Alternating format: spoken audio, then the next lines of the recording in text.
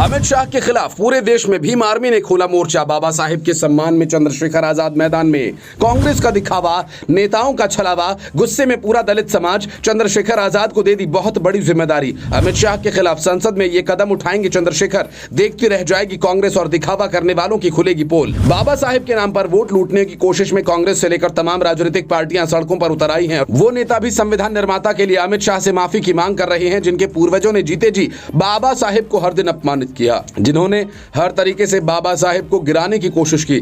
अगले 3 मिनट में हम आपको ऐसे 3 सबूत देंगे जो साबित कर देंगे कि बाबा साहेब के नाम पर घड़ियाली आंसू बहाने वाले नेता आखिर कौन हैं और उनके सम्मान के असली रखवाले कौन हैं। लेकिन उससे पहले आपको अमित शाह की वो सफाई सुननी चाहिए जिसमें वो ये कह रहे हैं कि उनके बयान को गलत तरीके से पेश किया गया।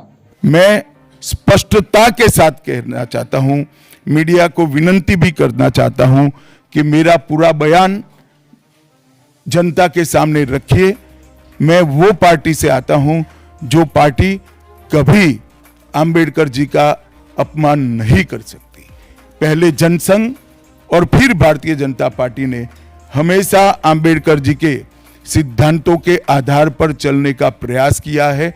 जब जब भारतीय जनता पार्टी शासन में रही, अंबेडकर जी के सिद्धांतों का हमने प्रसार किया है। आरक्षण को और मजबूत करने का काम भारतीय जनता पार्टी ने किया है।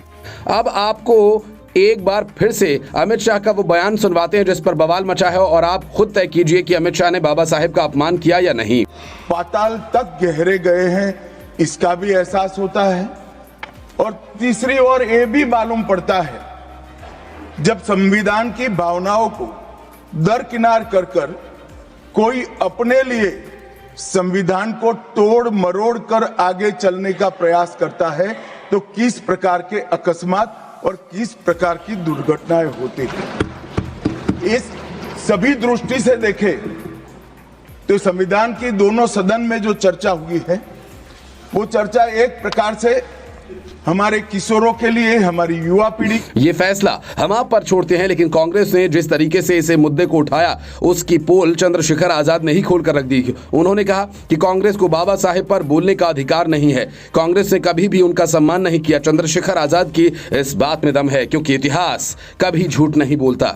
फैक्ट ये है कि जब जवाहरलाल नेहरू हिंदू कोड बिल लेकर आए तो बाबा साहेब ने कानून मंत्री के पद से इस्तीफा दे दिया, जिसकी जिम्मेदारी कांग्रेस की थी। जवाहरलाल नेहरू ने बाबा साहेब के खिलाफ 1952 और 1954 में चुनाव प्रचार किया था और आजादी के बाद कांग्रेस ने बाबा साहेब को कभी भारत रत्न देने की सोची नहीं। उनसे पहले जवाहरलाल नेहरू से लेकर राजीव गांधी और इंदिरा गांधी तक को भारत रत्न दिया गया। जवाहरलाल नेहरू से लेकर राजीव गांधी तक के स्मारक दिल्ली में बनाए गए, लेकिन बाबा साहेब का नहीं। लेकिन इसका यह मतलब नहीं कि बीजेपी कांग्रेस की इन गलतियों की आड़ में अपनी गलती छिपा सकती है।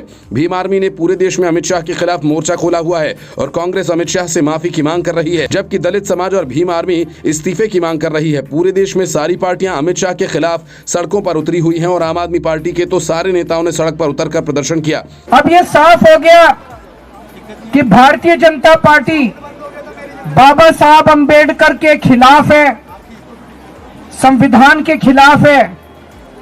और अब बीजेपी के जितने समर्थक हैं उनको तय करना पड़ेगा,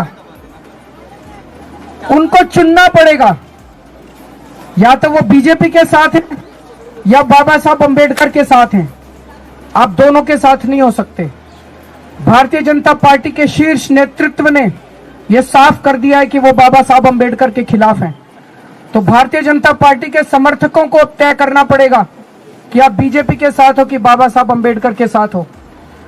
लेकिन सवाल इनसे भी यही है कि अगर दिल्ली में चुनाव न होते तो क्या अरविंद केजरीवाल इसी तरह से सड़कों पर बैठे होते? ये तय जनता को करना है कि अंबेडकर का असली वारिस किसको मानती है। आप भी कमेंट करके अपनी राय रख सकते हैं। क्या अमित शाह को माफी मांगनी चाहिए या नहीं? साथ ही आप उस नेता का नाम भी लिख सकते हैं जो आपके हिसाब से सच में बाबा साहेब के विचारों पर विश्वास रखता है और राजनीति के लिए उनके नाम का इस्तेमाल नहीं करता।